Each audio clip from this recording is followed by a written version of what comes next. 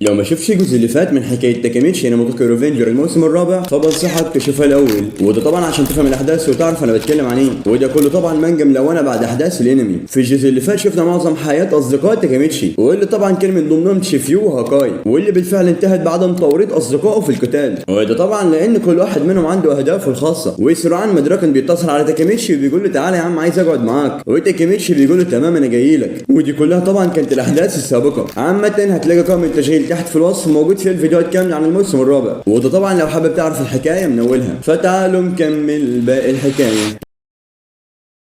تاكاميتشي بعد ما بيلتقي بدراكن بيقول له مضى وقت طويل منذ اخر مره شفتك فيها. دراكن بيقول له ايوه يا عم، فزي ما انت شايف الشغلانه بتاعتي، فانا اخيرا انتهيت من اصلاح الجي بي 250 وده نوع من انواع الدراجات الناريه. تاكاميتشي بيقول له ايوه بس انت اتاخرت جدا من ما صلحت الدراجه دي. قال له للاسف الاجزاء اللي انا طلبتها وصلت متاخر، وده طبعا لان معظمها حاجات مستورده. تاكاميتشي بيقول له تمام، طب انت حصلت على الاجزاء دي كلها منين؟ ولكن الصدمه هنا دراكن بيقول انا حصلت على الاجزاء دي من مايكي كين، صدمه بكل المقاييس. تاكاميتشي حرفيا مصدوم من الكلام اللي بيسمعه من دراكن. فدراكن بيقول له ما تتصدمش يا عم، تعالى بس نجرب الدراجه دي. فبيقرر يخلي تاكاميتشي هو اللي يسوق، وطبعا دراكن راكب وراه. تاكاميتشي بيكلم دراكن وهم في الطريق وبيقول له انا قدرت ارجع بالمستقبل، ولكن الشخص الوحيد اللي ساعدني يكون هو مايكي كين، علشان كده حان الوقت ان انا ارد له الجميل بتاعه واساعده، ولكن برضه لسه مش عارف اعملها ازاي دي. كمان دراكن بيكلم تاكاميتشي وبيقول له بس احنا ما عندناش اي حاجه نقدر نعملها لمايكي كين، ففي الاول والاخر انت عارف ان هو دماغه ناشفه. تاكاميتشي بيقول انت بتقصد ايه بكلامك ده؟ دراكن بيقول انا ما اقدرش اقولها لك، ولكن نحن اعضاء تومان ناس طيبين، ومن الجهه الاخرى مايكي يريد اتباع المسار المعاكس، علشان كده هو تركنا جميعا. وكمان دراكن بينصح تاكاميتشي وبيقول له سيب مايكي كين في حاله وانت ما تتدخلش، فهو لم يعد الشخص ذاته كما كان في تومان. تاكاميتشي بياخد دراكن على كد عقله وبيقول له تمام فهمت. كمان دراكن بيقول له لو انت تاكاميتشي حاربت مايكي كين فهو مش هيتردد ولا يفكر حتى مرتين قبل ما يقتلك، ده هو حرفيا كل اللي هيعمله ان هو هيقتلك. وبالفعل كلامه طلع صح، ففي الماضي فعلا مايكي كين كان عايز يقتل تاكاميتشي. المهم هما ماشيين على الطريق بالدراجه الناريه، بيجي من وراهم واحد كمان بالدراجه وبيقول لهم ابتعدوا عن طريقي. ودراكن هو بيبص عليه كده حرفيا بيتصدم،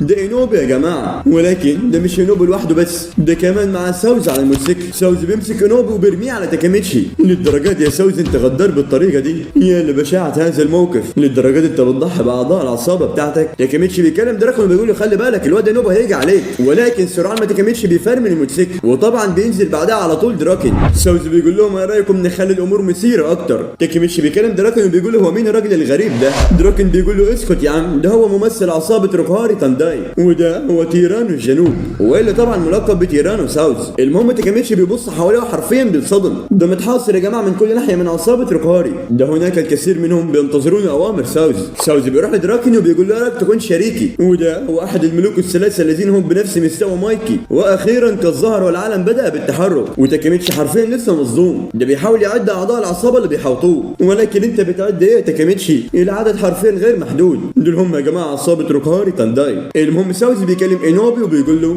انت كويس ولا ايه؟ حصل لك حاجه يا راجل؟ يعني بعد ما ترميه من الموتوسيكل عامل نفسك غلبان وبتسال عليه؟ يا لقسوه قلب تيرانو ساوز. المهم دراكن بيكلم ساوز وبيقول له فانا موقفي ثابت، ومهما طلبت من مرات يا ساوز فانا مش هنضم لعصابه روكهاري تانداي. ده بالفعل يا جماعه ساوز بيحاول يضم دراكن لعصابته، ولكن ده ساوز ضخم خالص فوق ما انت متتخيل، ده حجمه كبير. دراكن كمان بيكلم ساوز وبيقول له انا اعتزلت يابا جو العصابات ده، علشان كده مش عايز ادخل نفسي في حوارات انا مش كدها. ساوز بيقول له ازاي يعني اعتزلت؟ ولكن سرعان ما بيدي بوكس لدراكن بيفرتكوا حرفيا. ده شكل المعركه هتبدا ما بين دراكن ضد ساوز، ده بيقدر يوقع دراكن على الارض وبيصيبه اصابات خطيره. ساوز بيكلم دراكن وبيقول انا مش هسامحك لو انت اعتزلت، فانا في النهايه عايزك في العصابه بتاعتي، وكمان لو انت كلامك صح وفعلا اعتزلت فانت ليه كنت في عصابه مانجي طوكيو؟ انت فاكر ان العصابه دي هي قويه؟ عامه في عصابتي انا هي اقوى عصابه. المهم دراكن بيشتم ساوز، وساوز بيقول انت عليانه الشتيمه دي، وسرعان هما الاثنين ما بيخش في اشتباك مباشر. ده حرفيا يا جماعه ساوز نزل هاتك يدعك في دراكن، ده مش رحمه نهائي. ده دراكن بالفعل زهق من العصابات وقرر يعتزل القتال، فاللي بيحصل ده كله ظلم حرفيا يا جماعه. تيرانو ساوز بيشبهوه بالوحش. كمان لسه بيكلم دراكن بيقول له تعالى معايا هننشئ عصابه سوا،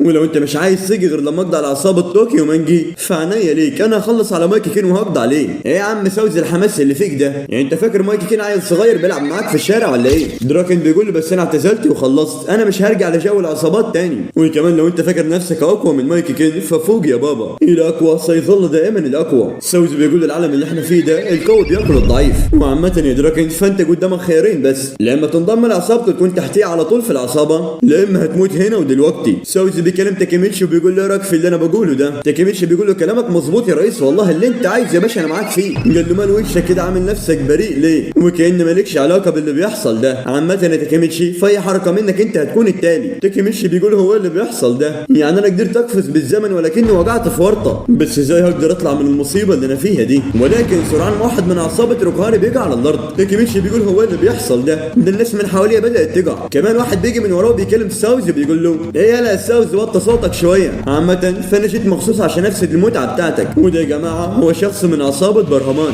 بيقول له كمان ما تعملش نفسك زعيم المكان، فبص حواليك ده انا عصابتي كلها محوطاك يا جدع. والشخص ده يا جماعه اللي بيكلمه هو نائب قائد الجيل الاول من التنانين السود، واللي بالمناسبه اسمه تاكيومي اكاشي.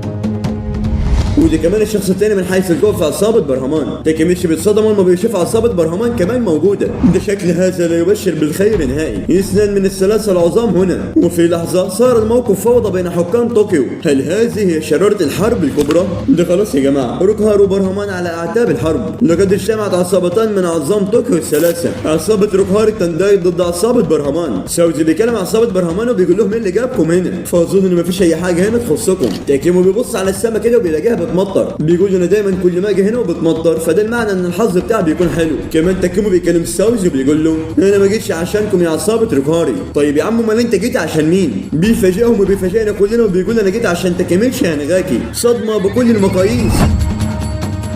ده عصابة روكهار يا جماعة بيتشابط على تاكيميتشي. تاكيمو بيكلم تاكيميتشي بيقول انا جيت هنا عشان اخدك. تاكيميتشي بيقول انت هتاخدني انا؟ طب ليه يا عم انا عملت لك ايه؟ رد عليه تاكيومي بيقول له من غير ما تعمل لي حاجة، فانا عايزك يا جدع. ولكن سرعان ما بيخش كاكوتشيو على الخط وبيقول له مش هسمح لك انك تاخد تاكيميتشي من هنا. وده كمان يا جماعة القائد الاعلى لعصابة روكهار تانداي. تاكيميتشي كمان اول ما بيبص على كاكوتشيو حرفيا بيتصدم. كمان كاكوتشيو بيكلم تاكيومي بيقول له انا مش هتنزل لك عن تاكيميتشي، فاعتقد بما انك انت بتتخانق عليه فهو الورقة الرابحة. تاكيومي بيكلم كاكوتشيو بيقول انت ليه في جناح ساوز؟ معقولة تكون معتقداتك اتغيرت بعد موت الملك بتاعك؟ كاكوتشيو قال له اسكت يا عم انا مش عايز اسمع منك اي كلام بخصوص الموضوع ده، ولا شكلك يا تاكيومي نسيت شنتشيرو سانو، فانتوا الاثنين برضه كنتوا بتحبوا السلام. وسرعان كمان ما بيخش عليهم على الخط كانجي موتشيزوكي، وده الرابع من حيث القوة في عصابة روكهار تانداي. هل بكده بنسكت؟ لا والله. وبعدها بيخش عليهم الخامس في عصابة روكهار من حيث القوة شيون مدرامي. شيون مدرامي بيكلم العصابة وبيقول لها معكم زعيم الجيل التاسع للتنانين السود، وانا طبعا شيون مدرامي العظيم. وكمان بيخش عليهم اثنين من اخطر اعضاء العصابه، واحد بيكلم الثاني وبيقول له ايه رايك نتدخل ولا لا؟ الثاني بيقول له اكيد طبعا هنتدخل، فالحرب ستبدا حول هذا المكان. اوبا دول هم يا جماعه ران هيتاني وريندو هيتاني، ودول الثاني والثالث من حيث القوه في عصابه روكهار تانداي. حرفيا تاكيميتشي لما بيشوفهم كده بيتصدم، دول هم افراد تنشيكو القدامى الجيل العنيف، وللاسف جميعهم مجتمعون هنا. عصابه روكهار تانداي يا جماعه دي مصيبه حرفيا.